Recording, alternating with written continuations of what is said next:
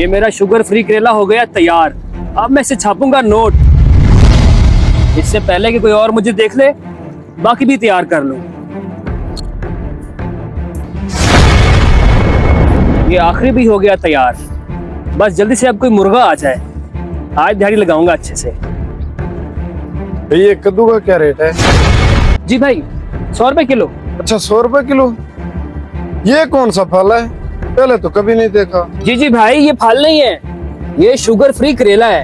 ये special Malaysia से import हुआ है। जो इसको खाता है उसको कभी शुगर नहीं होती, और जिसको शुगर उसकी कम हो जाती है। अच्छा भाई, वाकई इससे शुगर कम होती है। मेरे अब्बू को भी शुगर है, क्यों ना मैं उसके लिए ले जाऊं। जी भाई, आप जरूर ले जाएं। आप बताएं कितना कर दूं? भाई आधा किलो कर दें, इसकी गारंटी तो है ये काम करेगा। जी भाई, 100% काम करेगा। पिछले 1 महीने से मैं बेच रहा हूँ, और जो भी इसको लेके गया उसने